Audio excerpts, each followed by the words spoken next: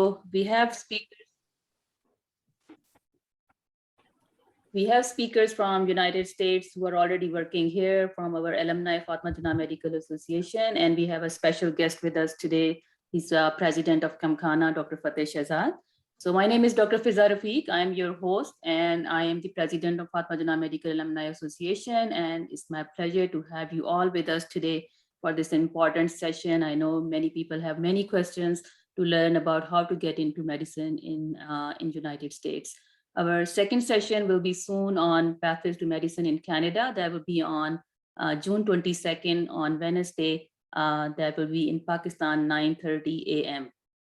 On Thursday morning, on Wednesday night, 10:30 here, Mountain Time in Canada. And in Pakistan, it will be 9:30 a.m. So inshallah, we're going to start with the name of Allah subhanahu wa ta'ala. So my first speaker is going to be Dr. Shagufta Jabin today.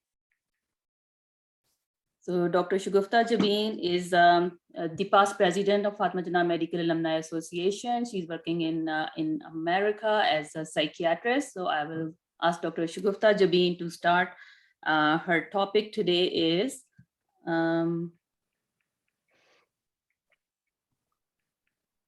Dr. Shagufta Jabin. Helpful resources. Yes, helpful resources to connect.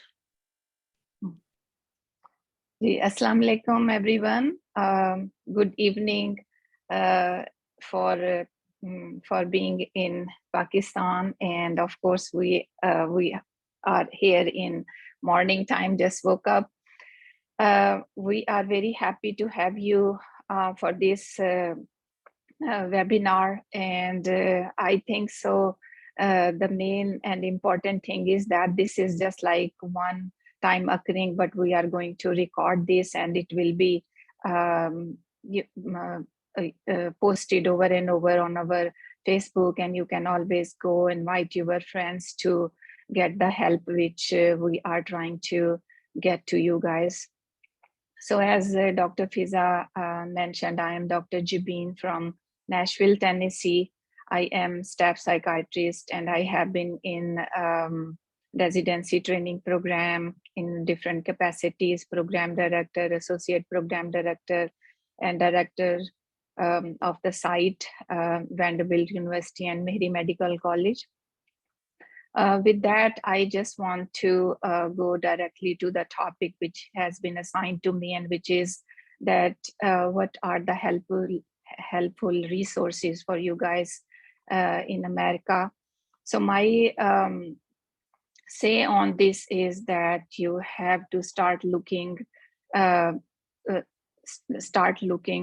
within yourself, and by mean what I meant is that are you really serious about going on this path? Are you ready to take the challenge? Do you have enough support from your family, from your friends, or financially?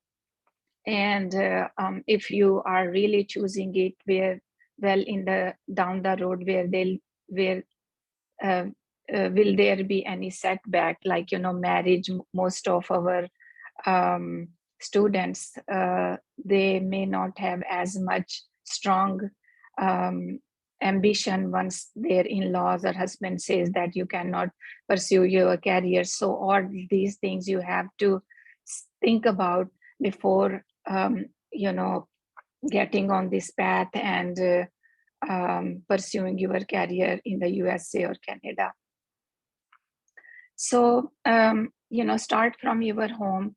Look around you first, your classmates, your seniors, your family member, your friends may be already on this path. They may be getting some resources, they may have some mentors, they may have some guidelines already, and they are already somewhat on this pathway. So get some help from them. The other important resources back home is your teachers and your faculty members. Just talk to them, because we are constantly in touch with them and providing all the guidance, whatever they need from us as well. So they have at least some preliminary information that where to start from, which books to use, and what timeline you have to think about, that how long it is going to take, how much scores does not matter that much right now, but some other things. So, and the other thing is start early, because if you will do some externships here or some rotations here, that is going to be very valuable down the road. Talking about the resources in the USA, the first recommendation is going to be that go to your apna.org website. And the resources in the USA is just like in your hands. You just use your cell phone, or you can use your laptop and just go to this website. In the apna.org website, you go to organization and then component societies. In the component societies, you will find our alumni, their Fatima Jinnah Medical College Alumni Association of North America. And you will find a lot of information on that website. The other thing which you can do is from the APNA website, you can go to committees for 2022, and you can see the Young Physician Committee, which is going to be very helpful to you. So as I have mentioned, going from APNA website to FJMCAA website, you will find that who is president, and Dr. Fiza is our president right now. Dr. Hiba Haider is our secretary. Dr. Azra Khan is our treasurer, and Dr. Nighat Mehdi is our immediate past president. And you will get other information also. The second thing from the FJ alumni in the USA is that we have up and running a Facebook page. Join the Facebook page, because we have been updating, posting new things, and all the valuable information time to time. And the third thing is joining the WhatsApp group, which is FJ Alumni IMG. You can send message to any one of us, and you will be added to that WhatsApp group. The page on the Fatima Jinnah FJ alumni, if you will type in Fatima Jinnah Medical College Alumni APNA, then it will pop up. Join this page, for the post and updates, and get your question answered. You can get a lot of help from the executive committee, and all of us are also willing to help in any capacity. Then another resource which I told you earlier was Young Physician Committee. Very, very helpful throughout the year. The chair right now is Dr. Sadiq Naveed, and co-chairs are Ariba Khan and Dr. Fateh Shehzad. He is going to talk to you in this session also. And there are several members of the committee. You can reach out to any one of them. They are doing year-long effort to help the candidates who are interested to pursue their career to get residency training in USA or Canada. They are providing a mentorship program. They are also helping with the clinical rotations during med school years, also helping with observerships and the externships. Any issues with the visa, Dr. Fateh is superb person to connect to. There are year-long webinars, alternative pathway guidance, help with application process, help with the personal statement, CV, ARS application, mock interviews, year-long mock interviews, and any residence related issues. So all this has been, done year-long. I was part of this committee last year, and I think so. The help was tremendous. And some of these things are being done by our FJ alumni also, but those are only for our FJ candidates. So we are also mentoring, we are also helping them with the personal statement, CVs, as application, mock interview, and all the things which were listed over there.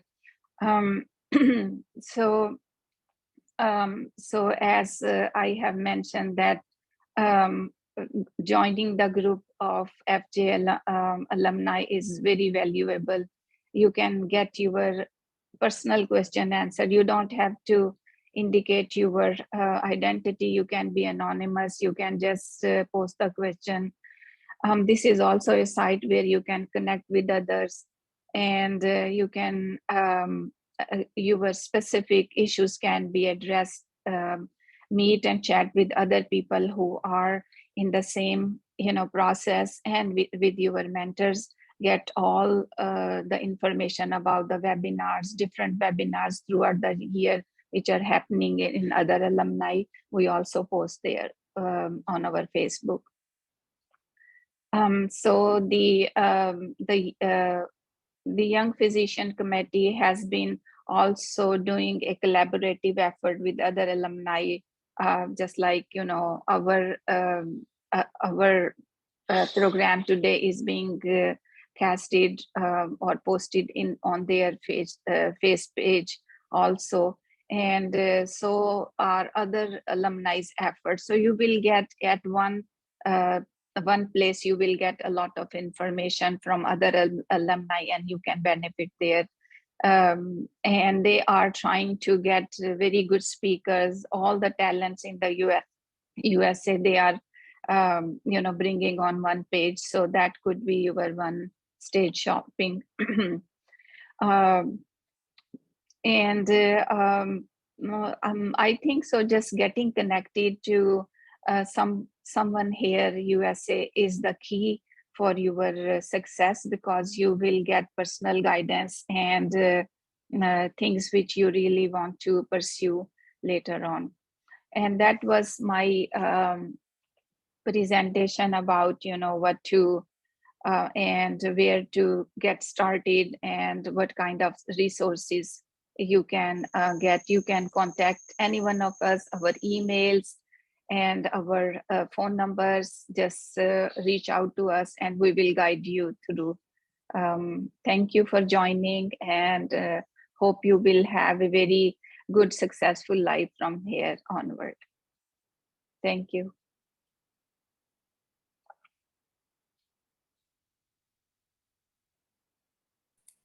Thank you so much, Dr. Shugufta, for letting our audience know about all the helpful resources. I would request all the EC members to kindly write down your email addresses in the box so people can know who to connect with. And the girls who want to join our WhatsApp group, kindly write your phone number, WhatsApp number in the chat box, and we will add you in our WhatsApp group as well. So our next speaker is Dr. Hiba Haider. Dr. Hiba Haider is currently the General Secretary of Fatma Jinnah Medical Alumni Association. So I'll ask Hiba to please introduce yourself and join the meeting. And her topic is to getting clinical experience observership.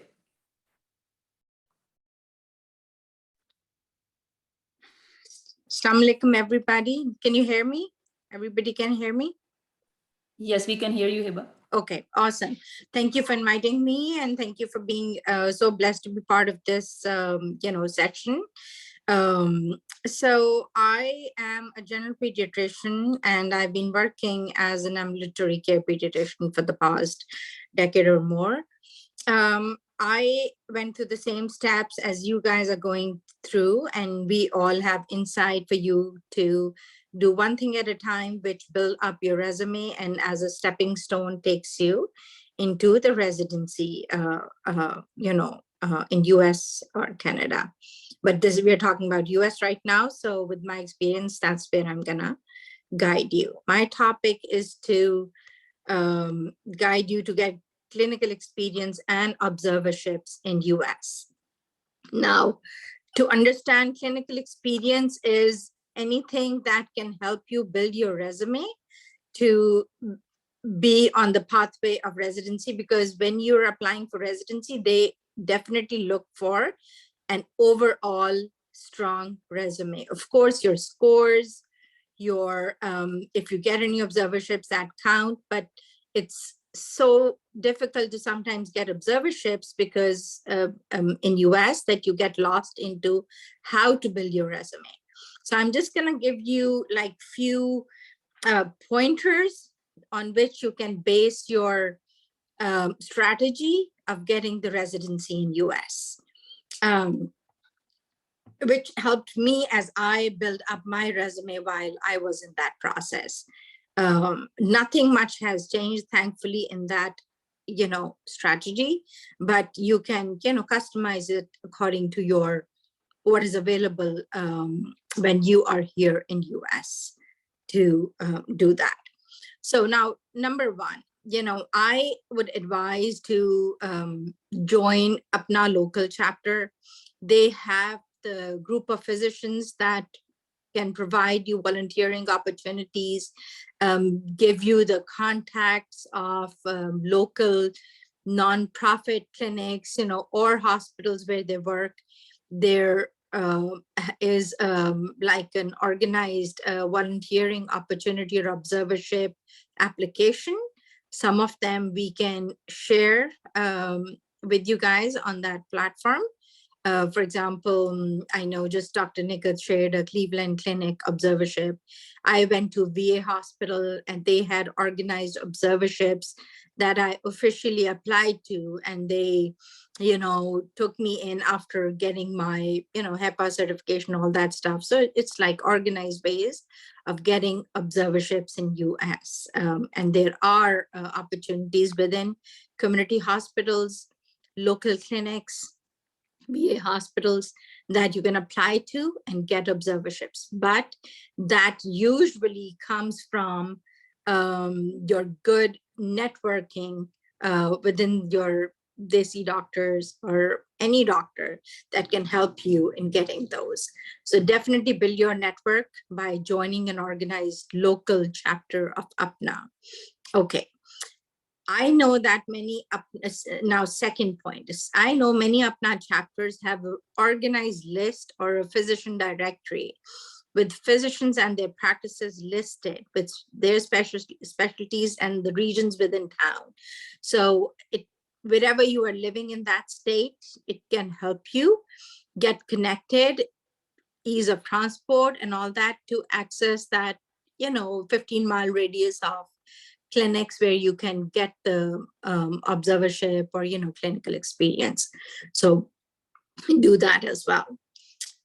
Thirdly, medical universities and hospitals, they have these are about the direct clinical care opportunities, which are the observerships. You don't mostly have hands-on opportunity, but you are in a clinical setting. Now, if you are not able to get a clinical setting observership, I know medical universities and hospitals and, have volunteering opportunities, even if it's non-clinical. For example, there are some patient care services within the hospitals, like you help patients, get booked in, take them to and fro from their rooms, push them in wheelchairs, help with the nurses, non-clinical stuff, but you're still in an environment where you build up your network and get one step in the door to different things, whichever opportunity comes along, and you take it. Okay. Now, number 4, This is about non-clinical things that can help you build your resume. Now, few of the non-clinical things that are still related with medicine and help you build your resume very strong. These are for the ones that can, strategize and organize themselves to build themselves up in this regard, along with searching residency. Sometimes it can be a longer process. Or if you didn't find residency the first cycle or the second cycle, and you, God forbid, are feeling, lost. Examples are of skill sets or things that you can do is like respiratory therapist. It probably, to my best of my knowledge, is like a 6 to 8 month course, but it's directly clinical knowledge, and it can help you get that certification, get into a clinical setting. A clinical setting, not direct physician, but indirect way. Sleep studies, phlebotomist, patient care representatives, which is like a front desk opportunity or a job, which many clinical offices can offer, and you can take it. Medical scribes, I currently have an Algerian doctor who's a medical scribe in my clinic, and she's, done her steps and working on her way to get residency. But this is the way that she liked to be in a clinical setting, as well as, build her resume.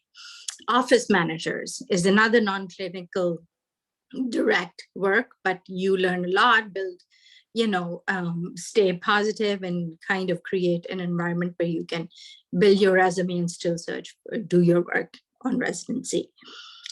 All these things that are listed are get you into some kind of a clinical setting without the issue of direct patient care, which cannot happen without getting a residency in US. So I would recommend following organized strategy so that you're not lost in getting and building your resume. Otherwise, it becomes overwhelming. I know you will get like at least few dozen opinions to do what can take you to that shortest distance of getting residency. Sometimes it's curvy. That's okay. Don't get overwhelmed. Don't get stressed out. Don't lose your focus. I used a famous quote when I was going through when I was in your shoes, which was, you don't let you don't see obstacles in your path if you don't take your eyes off your goal. So don't take your eyes off your goal, and remember that each and every step you take is a stepping stone to get into residency, and inshallah you guys will. That's what my all these tips are in this regard. Best of luck. Thank you. Thank you so much, Hiba, for giving this, information to all these listeners. I know it's hectic and it becomes frustrated at a certain point when we are trying to apply for residency, going through exams and all these things, but there are always certain other ways, alternate pathways to get into medicine that can help to build up your resume as well. So thank you, Hiba. And all the listeners who are listening to us, you can put your questions in the question Most welcome. in the chat box. Once our session is complete, there will be question answer session at the very end. Thank you. And our next speaker is Dr. Jasmine Zan. I would invite Dr. Jasmine Zan to take the podium now and introduce yourself first, and then your topic will be how to get research experience in USA. Thank you, Dr. Jasmine. Assalamu alaikum. Thank you very much. I'm sorry for my voice. I'm just recovering from COVID, so apologize if I start coughing. So I am working as an hematologist. I graduated from Fatma Jinnah a long time ago, I think 87, and did my residency in internal medicine, and then chose a career in hemonc, and I've mostly worked in academics almost all my life so far. So basically, we've been talking about clinical work and how to improve your clinical skills while you're waiting for a residency. And I'm going to try to focus on some of the other things you can do that are maybe not so clinical, in the area of research that really help push your resume forward and really make you shine out in a residency application. So the first thing to understand is that there is many different types of research. There is clinical research where you can actually be involved in doing patient care, patient research, patient-based research. And the path to get into that really is to many medical centers where clinical research is happening are looking for clinical research assistants or associates, where you can apply, and usually they require a bachelor's degree, which I think all of you would qualify, or an MBBS, or actually having a physician, an international graduate is preferred because they have a lot of medical background. It really opens up many pathways for you, and opens up, you can actually publish through that pathway. So that's an excellent way, especially if you have a couple of years or you have a young family and you're kind of trying to struggle in the initial stages of establishing your career. It's a very good path, and it can actually lead to a career on its own. So looking for clinical research assistant opportunity as a job or as a position, you can volunteer for that as well in the beginning, is an excellent way to get some clinical research experience. But in the bigger picture, there is also bench research, things like that you actually work in a laboratory and work towards a master's program or work towards a PhD program. And this is an excellent way to actually get a visa even, because if you can apply to a university for a master's program, a very popular one, a very useful one is an MPH program, Public Health Masters. So if you can apply for that, that allows you to come into the States, even if you have a visa issue, you come as a student visa, you do your year, it's usually a year and a half program, you're in a university. It will add to your qualification down the line. During that time, you can prepare for your tests if you haven't done them already, and then apply for a residency, and it really strengthens your application. A lot of international medical graduates do that, and a lot of US graduates do that as well to get into better programs. So doing an MPH master's program will strengthen your process. You can always apply for a graduate degree in any of the science fields like like a master's program, or even a MPhil in physiology or biochemistry or any of those programs, and getting a PhD is definitely, that'll almost guarantee a residency. A lot of the people from China, a lot of graduates from China, Russia, they do PhDs. Knowledge is never lost, and it's an excellent skill. And if you have an inclination to be in an academic position down the line, it's one of the best things you can do for yourself. It's usually 3 to 4 years, especially if you have a young family or you're getting yourself established. It's an excellent way. A lot of PhD programs actually will give you scholarships and support you as well. So it's not a lot of money out of pocket, because people don't, it's basically free labor for the universities. You're working in a lab and you're doing a lot of work, but you're also learning a lot of stuff. So I think, if you have the time and the inclination and the mental sort of fortitude to do research, you have an inquisitive mind, I would highly recommend that you enroll yourself in a master's or a PhD program, and before you do your residency, and you will really never regret that. So those are some of the things that you can do to really do academic research. In terms of clinical research, you could apply for research assistant.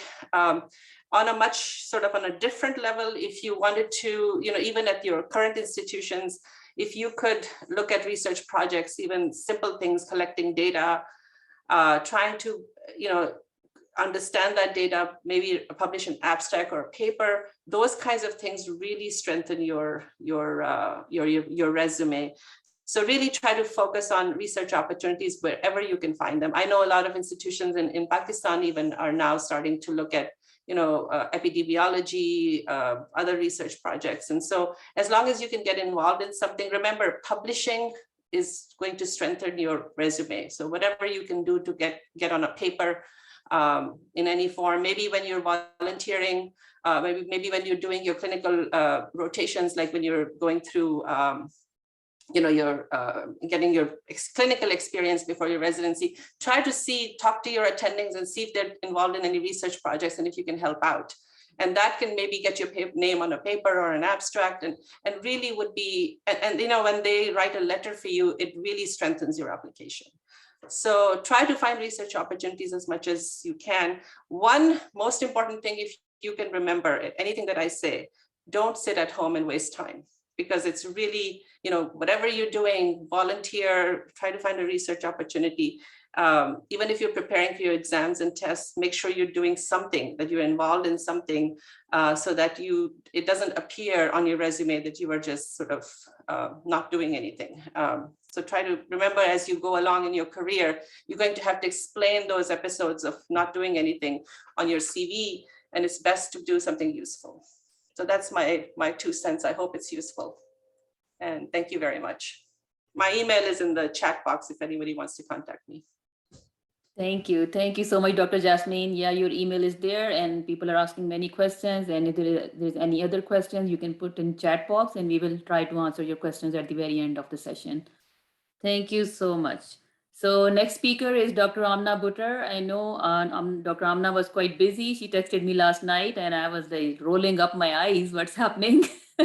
Thank you so much for joining us this morning. And also Dr. Jasmine, you were sick and you joined us. Thank you so much. So Dr. Amna is going to talk about a very important topic, that is how to write personal statements and our CVs. Sometimes we have lots of experience. We don't know how to put it on the paper and how to send it to our mentors and how to apply for residency and all those things. So Dr. Amna is going to talk about this very important topic, how to how to write our CVs and how they could be impressive. Thank you, Dr. Amna. You can introduce yourself and you can start to say. Yes, hi, Assalamu alaikum. I'm Dr. Amna Buttar. I'm actually Dr. Jasmine and I are classmates. So yeah, we are 87 graduate. So I also went the path of internal medicine. I did my residency in internal medicine and then did a fellowship in geriatrics from University of Michigan. And I also did a master's in clinical research design and statistical analysis that my fellowship paid for, because initially I thought I wanted to do, after my residency, I worked in a geriatrics clinic, and that's how I became interested in geriatrics and thought that I wanted to do a more research focused career, which later I did a lot of clinical research. And then I realized that I'm really more interested in clinical program development. So my career has also been in academic medicine. I just became a professor at NYU. And I left, and now I'm going to start my job at University of Chicago. So I have, like Dr. Jasmine, and I have been mostly based, geriatrics is very closely affiliated with medicine. And so I have interviewed lots of folks. I have looked at CVs, I have looked at personal statements, and I have interviewed for fellowship as well as for residency. So I will tell you one thing, that over the years, and I have mentored, and I will put my information in the chat box after this. You can reach out to me via email, you can reach out to me via WhatsApp. I have mentored lots of folks, and I'm so glad that finally FJMU folks are coming to us, because all my life women just have never reached out to me. And if it's women, then they are not from FJMU. So I want to congratulate all of you, and thank goodness finally FJMU graduates are career oriented. And then I want to second Dr. Jasmine Zan's recommendation that a lot of times program directors, they don't think much of this clinical experience. If it is important to work as any clinical experience is important, but I will tell you, research experience, even if it is a survey and a publication, an abstract, that's gonna take you up many notches. So I just want to talk about personal statements. CVs, I'm seeing that people are finding some resources and people are getting good CVs. When your application goes through the process, I'll first talk about the interview process. That majority of the time, people who are going to interview you other than the program director, have probably spent 5 minutes, if that, looking at your application. Majority people. So what they're going to look at, because they already know your CV has been vetted, that's why you're interviewing. So they're really going to look at your personal statement, recommendation, letters of recommendation, and personal statement. So personal statement is the most important aspect of your application. Everybody who applies has great CVs, and personal statement has to be authentic. Because, you know, after interviewing, I don't know how many people I have interviewed, I can tell that you just lifted it off some standardized cookie cutter type of format.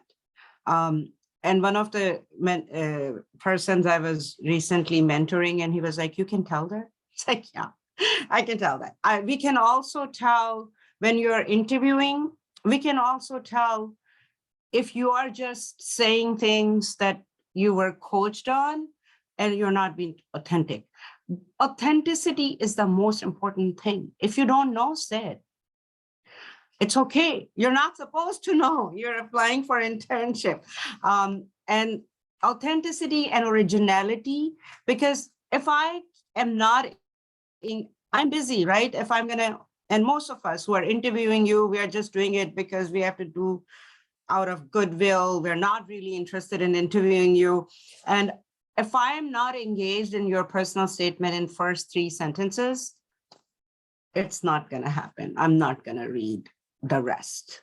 So first 3 sentences are very important. I'll give you an example. I recently coached a gentleman, and interview was very blah. We did mock interviews, and statement was very blah, and I kept trying to get from him, and he's stellar. He's doing research and stellar programs, and I'm like, what's happening? Applying for a residency 3 years, not even his mentor is calling them, not getting, after interviews, not getting residency. It was like, well, everybody is telling me not to tell them that I'm interested in cardiology. Okay, and I tell them that I'm interested in primary care. I'm like, why are you interested in cardiology? And he said, well, I am doing research. And to me, that is the most, I find it fascinating that you can change the outcome of a person within half hour. Like, you put those sentences in your personal statement. That is the most important thing. And it doesn't matter whether you perceive or your coaches are telling you that, oh, ye nahi bolna, ye bolna hai ki aap primary care mein interested hai. No, if you have to be authentic, it is the most important thing. The other important thing about personal statement is everybody says, oh, I wanted to serve humanity. Oh, but if there is a personal experience, like one American graduate, she was my student and I helped her with her personal statement. Her mother she was 10 years old and her mother had cancer. And she saw how everyone was so stellar and she decided to become a doctor. This gentleman that I was coaching also, he never put that in his personal statement, but I was like, okay, why did you want to be a doctor? And then after many of nudging moments, he said he wanted to be a doctor because when he was 14, his dad had thyroid disease and experience with doctors and hospitals. He decided that's what he wants to do. You may think any piece of personal information, you may think it's not important. Don't reiterate your CV. Don't put everything ad nauseum that's in your CV in your personal statement. Your personal, and we grow up, those of us who are coming, who had all our education in Pakistan, we're not used to personal statements. Our kids who grow up here, personal statement or essay starts in your high school, college essay. So they're much more, our competition knows how to do this. And people who are reviewing personal statements also are used to people who write personal statements, start writing it when they're 16 or 17. Your story is very important. Why you want to do this, why you want to do psychiatry, why you want to do internal medicine. That's very important. Any personal experience will go far in your personal statement. Also, authenticity, I said that. I will tell you another story. Another doctor had told me, Pakistani doctor had told me they knew a program director, American person, and he called him up and said, I have two Pakistani doctors who have a same statement, duplicate statements. So my friend said, you know, we grow up with English as our second language. So if they hired a consultant and they have this, so ask them that, did you write it yourself? And if they lie to you, then don't get them in, a job. And he said that he asked both of them and they both said they wrote it themselves. So like I said, authenticity, truthfulness is most important. I didn't know how to write a personal statement, and it took me a long time to finally figure out. Now, if I have to go back into my application process, I'll write a great statement. And I'm willing to help, mentor. I can do mock interviews. I can look at your personal statement. I will put my email in there, and I will put my WhatsApp number. So I'm going to end here. Thank you. Thank you so much, Dr. Amna. Yes, it is highly important to put in your CVs the way the things you want to do and you have the passion for it is very, very important. So next speaker is Dr. Fateh Shehzad, and Dr. Fateh Shehzad is the current president of KEMKANA, KE Alumni Association of North America. And he's also co-chair of Young Physician Committee of APNA. And he has done lots of work, and we are very proud of his all efforts in applying for visa and visa issues related to USA, to all the residents who want to apply. So he's going to talk about visa related issues and how APNA can help. So Dr. Fateh Shehzad, you can introduce yourself and you can talk. Thank you. Ji, Assalamu alaikum. As everybody can hear me? Ji, thank you, Dr. Fiza, for the detailed introduction. So I will simply say I'm a KE graduate, but I have a special bond with Fatima Jannah. So I feel a part of Fatima Jannah since my student life. So I am working with APNA as well as my own alumni, King Edward, dealing with the young physician issues in most of the cases. And among the young physician issue, I deal specifically with the visa issues. So I will briefly talk about visas that students and doctors, graduates need, and how to obtain, what's the difference, and then how to handle when you get any difficulty. So while you're doing your student life, you're a student and you need to do a rotation, or you graduated and you want to do a observership, you will need a B1, B2 visa. Nowadays, there is a waiting time of 18 months to get B1 visa. But by talking to Department of State, Undersecretary, as well as with the embassy and consulate, they are kind enough to grant medical student and medical graduate earlier B1, B2 for internship, rotations, observership, and step 3. So the process for that is, do you get a regular visa, which might be in 2023 if you apply today, and then 2 weeks from your start date of rotation, observership, or step 3, you can ask for emergency or expedited visa interview. So the key point is between 2 to 4 weeks, not before. Many students and graduates have done like 3 months before even their travel time, so that's not an emergency. So you're automatically going to get denied. And once you get denied, you are not going to get an opportunity for a second. So don't lose your chance. Step 3 is a very good option to get a B1, B2 visa because step 3, the only center for step 3 is in USA. So they don't have an option that why can't you do it in Pakistan, because there is no step 3 in Pakistan. But of course, you can do step 3 before you are done step 1, step 2. Regarding residency and research, you can have J1 visa and H1 visa. H1 is sponsored by your program, and it is more time consuming, as well as it costs money. Most of the time, your program, your hospital will pay for it because you need to hire an attorney, or they need to hire an attorney for your, and it also requires to have step 3.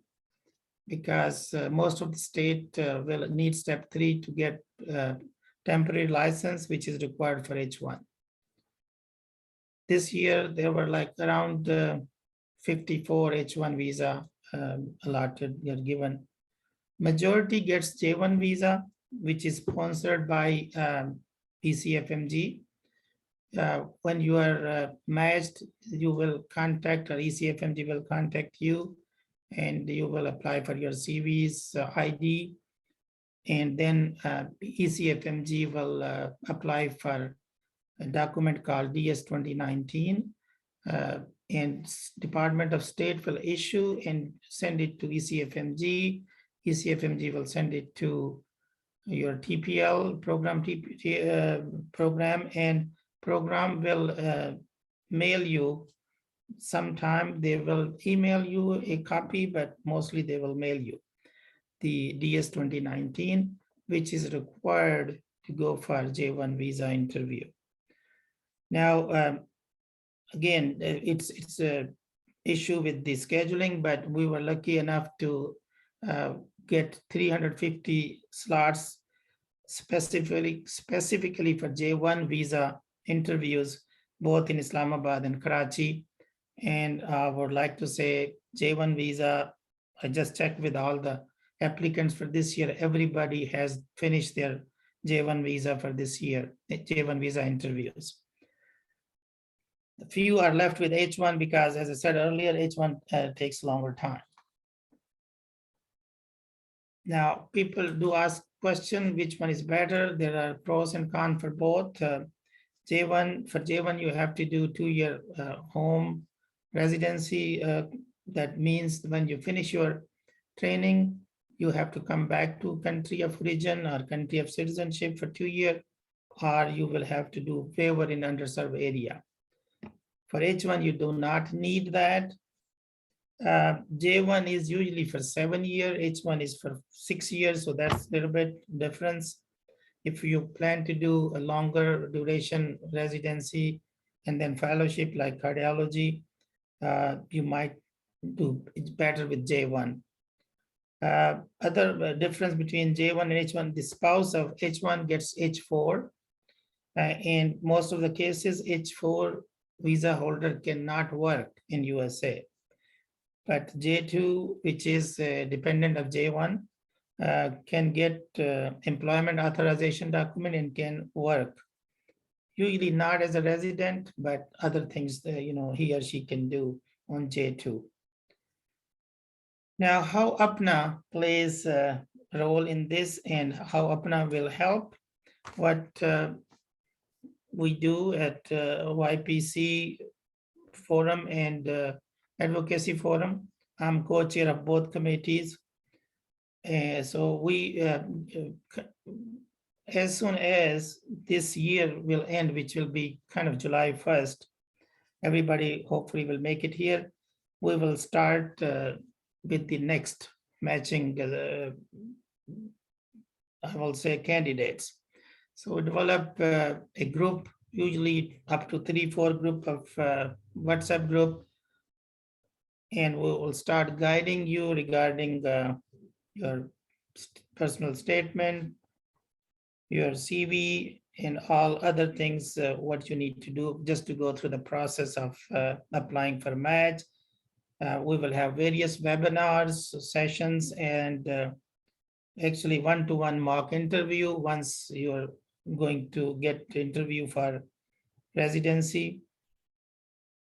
And once all this concluded, then we will help you out with the after-match getting residency, which is a SOAP program.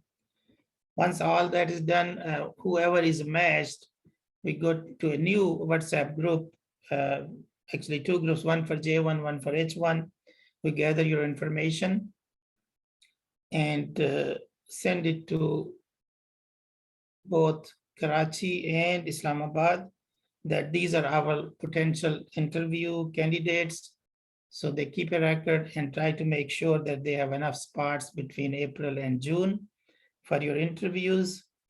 And some of you will not get a visa on time because 10% cases go into administrative processing.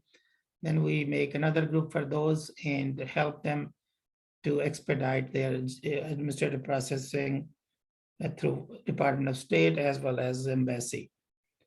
I will stop here and will be open for question. I'm sure you have a lot of questions. I'll be glad to answer those. Thank you for inviting me.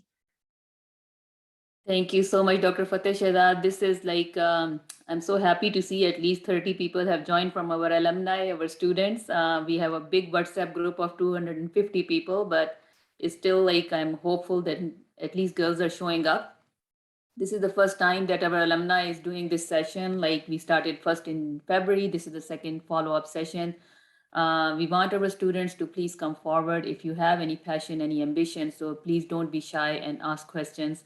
This is your opportunity to connect with, all these professionals who are here to help you in USA and Canada.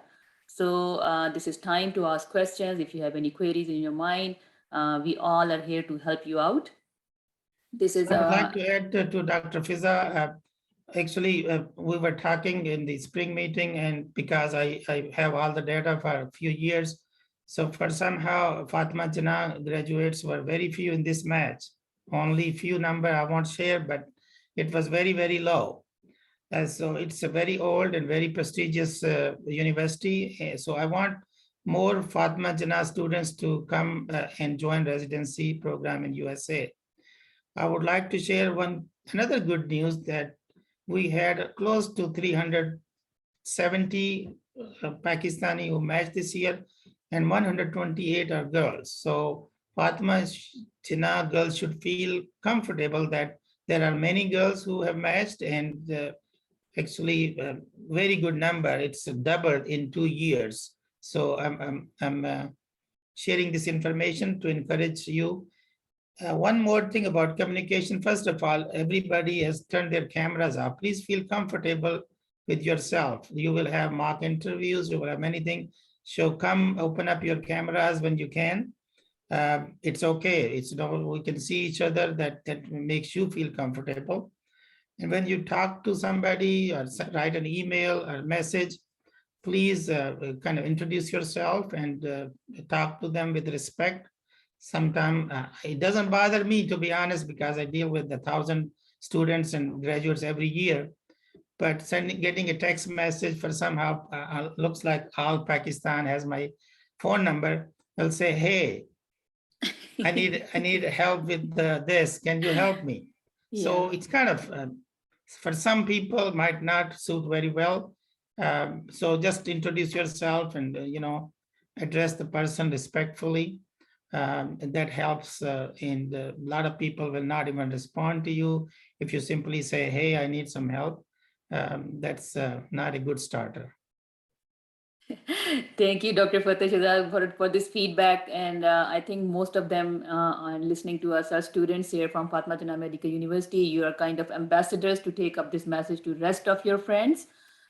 We are here to help you, and we have announced a scholarship for all those students who have done exams like USMLEs and they have scored very high. And looking into residency into USA is a $5,000 scholarship, $5,000. So if you know anyone, a good student who has USMLE and has done her steps and she wants to come to USA and apply residency, please connect her with us. Our alumni is very passionate to help our students to come and get into residency in America and Canada. As Dr. Fateh Shahzad said, that 128 who matched this year were female graduates. Yeah. And we have the privilege. Fatima Jinnah Medical University is all female graduates. And I have heard that most of the seats are taken by females this time in Pakistan because लड़कियां बहुत ज़्यादा पढ़ जाती हैं और लड़के इतना नहीं पढ़ते हैं, क्रिकेट खेल रहे होते हैं तो लड़कियां पढ़ पढ़ के बहुत ज़्यादा नंबर ले जाती हैं, उन्होंने स्कोर्स और मेरिट को बहुत हाई कर दिया है, लेकिन उसके बाद क्या करती हैं जब डॉक्टर बन जाती हैं तो आप लोग जब डॉक्टर बन गए हैं तो you should aim high, not only come to USA और Canada, your ambitions should be very high to do something in your life. आप बैठ ना जाओ, घर में मत बैठ जाओ और सब easy चीज़ें जो होती हैं ना वो तो easy होती हैं, लेकिन you have to be ambitious. इतने अच्छे मार्क्स लिए हैं, आपको इतना अच्छा कॉलेज मिला हुआ है, आप लोग पढ़ रहे हैं और इतने अच्छे मार्क्स लिए हैं आप लोगों ने, तो आप आगे उसको आप देखें कि आप कैसे हेल्प कर सकते हैं दूसरों की और क्या अचीव कर सकते हैं. So I think there are many questions in the chat box. I will start with the first question is Dr. Zahra Jamil, which I see here. And I see her picture and thank you. Your camera was on throughout and I can see you and recognize you now. And this is the way, if your cameras are on, I mean, it's easy to communicate. So her question is, I did graduation in 2000, FCPS in Ops and Gynae in 2006, then worked till 2009. I live in Texas and just passed step 1 and 2. What should extra I need to do enhance my chances to get in residency after a break of 13 years? So I would ask Dr. Shugufta if you want to answer this question. I think so. There are several things which can be done. Although several programs have placed some filters in the residency screening, like, application screening, and they have been setting their limits to 5 to 7 years. But still, I mean, there is hope. Down the road, there are going to be more vacancies. That's what I am assuming. Improving your CV is the most important thing by doing the clinical rotations. And but this path may not be the only path you should be looking at this point in time. You should also think about alternative things which you can do, and you can personally talk to us, and then we can guide you specifically that what are the other choices available. Dr. Amna, you want to answer? Yeah, I want to say that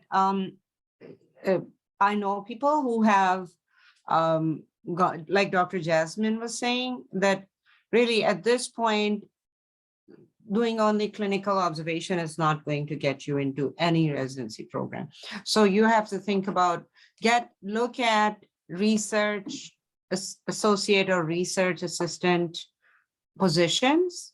They're available in every field. If you want to go into family medicine, or if you want to go into psychiatry or internal medicine, just look at research associate positions. These are paid positions, and you being a doctor, it really works very well. I have, I know someone who has a private practice of psychiatry in Elgin area, and she's into looking and added a research arm to her practice, and she has hired 2 IMGs, women who are in the similar boat as you, and one of them is just has not pursued anything, and the other one is actually has done research fellowships. So there's a lot of research fellowships available. There's a lot of research associate positions available. And I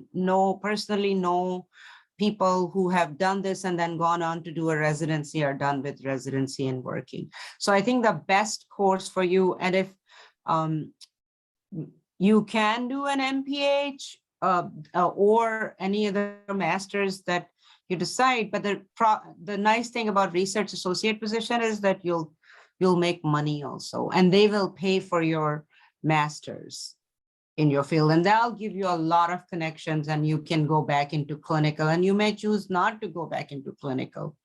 I also know people who, Dr. Diba Sayed is from Dow, and she works at University of Wisconsin, and she has a lab. She gets Yeah. grants. Right. So there's a lot of, you may just decide that you don't want to go clinical route, but that's Yeah. my advice. So I also wanted to point out one other thing. There are some states now, and I think Illinois is one of them, where they're actually allowing IMGs who pass their 3 steps to work as under a physician. These are paid positions because there's a shortage of doctors in the US. And so I think there's a few states, Illinois being one of them. I don't know Oregon, where you can actually work as a physician under supervision and so on, have your own, and these are actually paid jobs, and these are great clinical opportunities for people who, especially people who are coming with some clinical experience like FCPS in the past and really don't need to start from the beginning. So that is going to be very, very helpful. And I highly recommend looking into all those opportunities to try to get your, and remember, clinical medicine, when we were in college, and again, we're coming from the same, everybody's, we're very focused on clinical pathways. There are many opportunities for physicians that are non-clinical, including labs. You can work for pharmaceutical industry. You can work on Wall Street giving advice to people. So it's really depends on what your passion is. If you really are into business, do an MBA and get it, work on Wall Street. So there are many opportunities, especially in the United States. So don't focus on one thing. But also master's in health policy management. Yeah, and absolutely. Dr. Nagma, she's in Ohio, and she was VP of a hospital. Yeah, and they make more money than doctors, clinicians. Sometimes it's not the money, Dr. Jasmine, but I know. I can understand. I'm saying, but not everybody is made out to do clinical work, and so that's something I understand. There's so many alternate pathways, and you can sometimes you're just thinking inside the box, and there's so much outside the box as well. So and everybody, people who go through med school are smart, hardworking people. So that's the first thing you need, and then you can decide your career. Yeah, for sure, absolutely. Yeah. Thank you. Emphasize on what Dr. Jasmine said here. There are different states, at least 3 I know so far, who have been offering jobs under supervision. So Illinois is one, then Arizona is another one. And I hooked up one of my ex resident who for some personal reason could not complete PGY1. So she is working over there, and the process of getting a waiver is very, very easy. The website, you go to website of that state and just get permission. So I would highly recommend that. That is a very good opportunity, and more states down the road are going to get this, because there is going to be shortage of doctors. Gee, thank you so much. I think Zara, you're listening, right? And lots of advices here, and we will add you in our WhatsApp group as well, and you can always connect with us and ask other questions if you have. Thank you. I see many faces are showing up on our screen now, and I'm happy to see beautiful faces here. Thank you, whoever have turned on the cameras. I see Ismat Atif. This one in the mask is, I don't know the name, is Hawaii, 2019. I don't know who she is, but thank you for joining. Myra Sayed, I see your face now. Dr. Samina Askar, thank you for joining. And now the next question I see, Dr. Ismat, from yourself is, are you in Canada? I have done Canadian licensing exams and working towards Canadian residency. Can I apply for an observership in USA? And is that experience helpful for me towards Canadian residency? Who's going to take this question? Well, I am in Canada right now, Ismat, and if you have done Canadian licensing exams and working towards Canadian residency, I would advise you the same things that we have advised to Dr. Zahra Jamil, to look into other pathways in Canada to get into Canadian residency, to do some observerships here in Canada, and also do some medical office assistant jobs or some other jobs who can improve your CV and personal statements. there should not be any break. You should not be sitting at home and just applying for residency and not doing anything. At least come out of your house and do something you want to do, you have the passion for.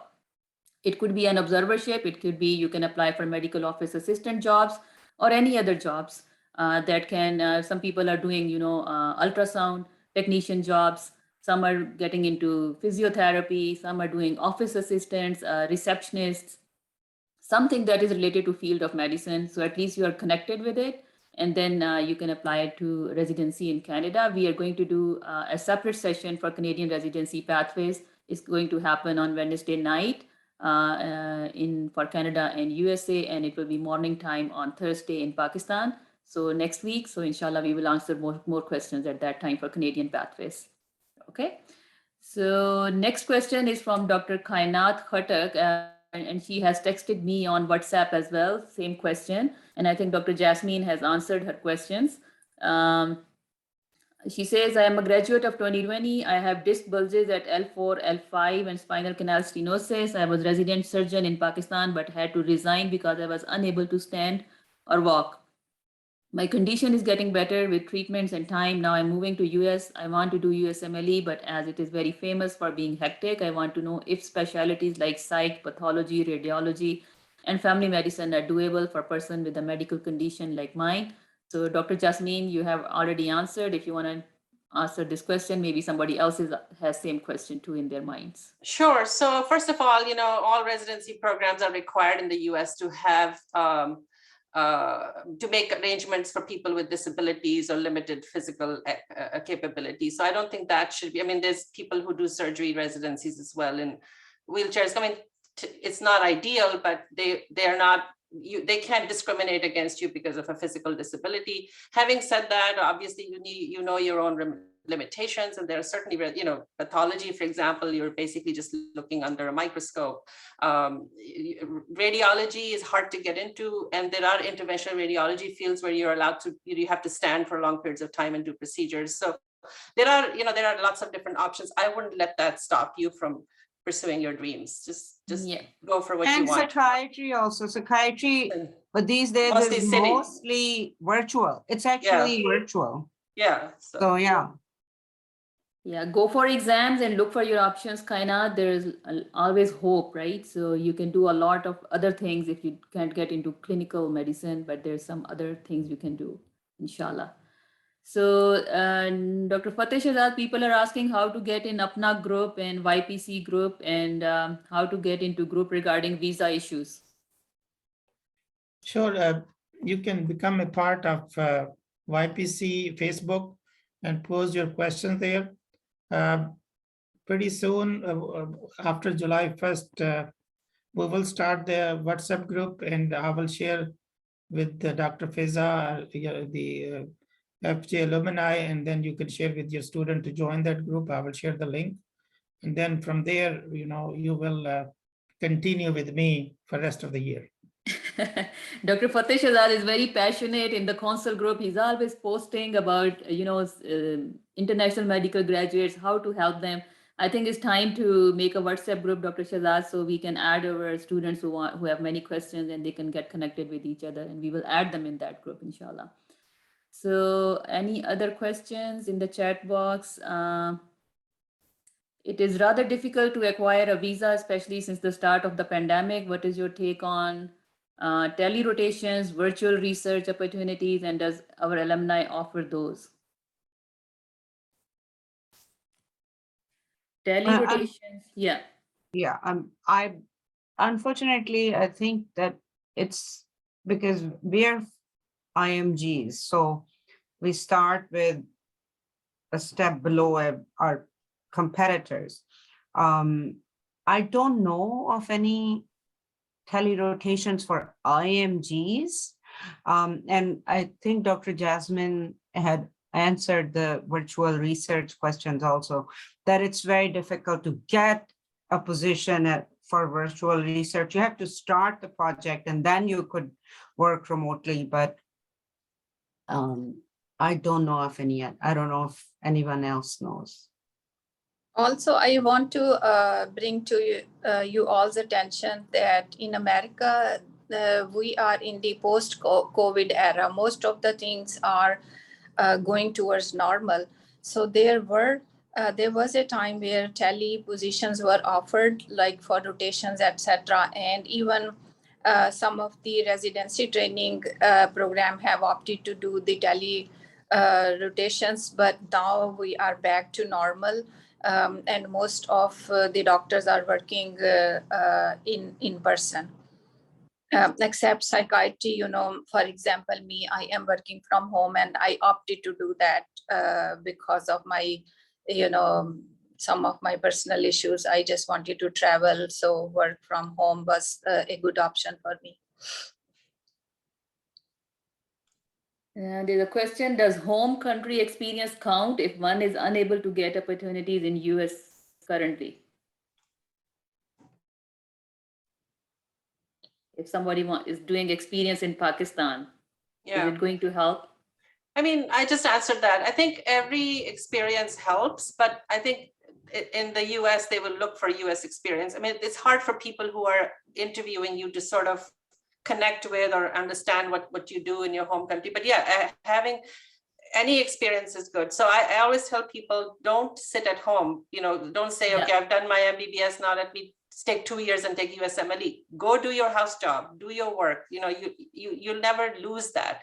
And that's good clinical experience. And at some point it'll help. So definitely. But I think when people are looking from the interview perspective, they're actually looking at US experience to make sure that you understand and you will be able to fit in.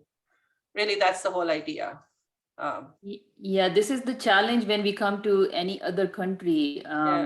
As an international medical graduate, when I came into Canada in 2002 and then applied, and they said, we don't accept any clinical experience from Pakistan except your degree. That's it.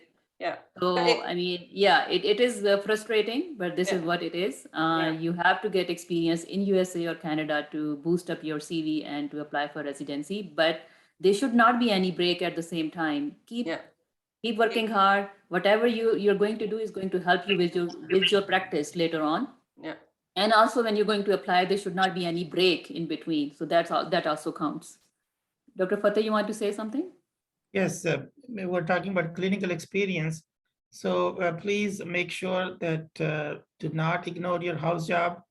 It's a lot of, I will say 90% who plan to come to US, Canada, they're ignoring their house job. And house job is going to play a very important role because ECFMG pathways will require Pakistani Medical Council or PMDC again now to have accreditation with WFME, which is World Foundation for Medical Education. And if they don't, then you will have to have an unrestricted license, which is only issued after completing your house job. So because PMDC, PMC is not accredited with WFME, they are not even working on it. So a house job will play a major role to get ECFMG certification and pathways. So please do house job. That will help your clinical experience, will look better on your CV as you're not sitting doing nothing. And then, not everybody gets to Canada and US, so at least you will have opportunity to practice or do FCPS in Pakistan. So please do house job, but don't just do it.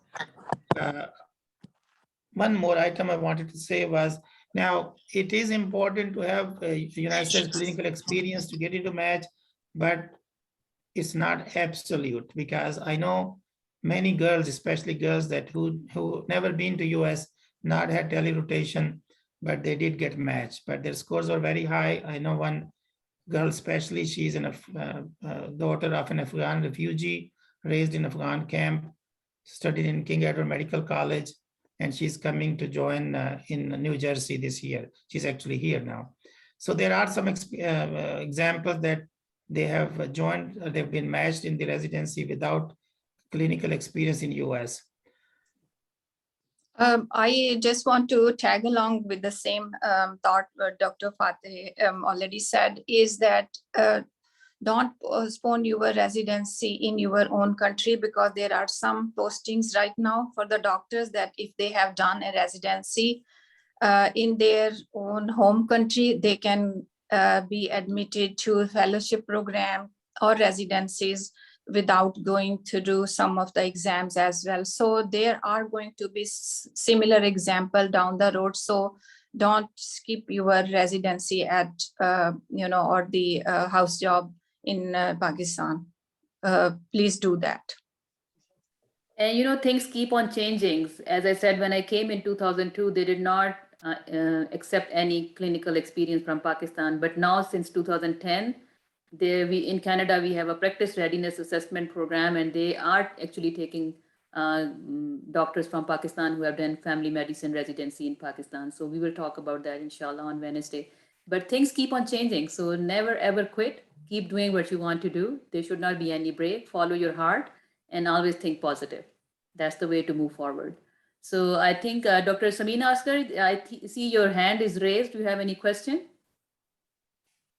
If you can unmute Dr. Samina Asghar, Zainab, we will take the last question and then we will end.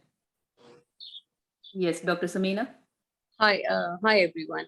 I'm quite late to get into the US. I'm a graduate of '85, and I've been a professor of obstetrics and gynecology. Now I see my family has moved in US, and I'm also a resident. And I'll be retiring in coming September, and I want to join the healthcare. Should I go through a PhD program, or can I have some easy way out, or I can join somewhere, considering my credentials?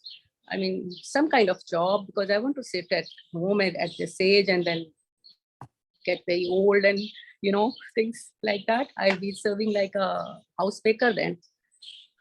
Dr. Asghar, if you want to practice gynecology or practice, like you could do family medicine, Dr. Jasmine just said that there are, and Dr. Shagufta said that too, there are 3 states in US, and I think there will be a lot more states because there is shortage of doctors. With your extensive experience, you don't have to sit USMLE. And if you don't want to sit USMLE and go back into practice, then the other pathway that I can think of for you is look into a job in administration. Yeah, that will be my choice. Yeah, so you can do a master's in health policy, or you can just that will help you to have a degree, or you can maybe do some courses in health policy or administration, and you could easily get a job. Can I get a job in New York, because my husband is settled in Niagara? Secondly, Nashville somewhere, because my son is settled here. With your extensive experience, you just start looking, make yourself a CV. No, just start. You have a visa. I have 20 publications as well on my credit, both national and international. Will that help me to get a research job?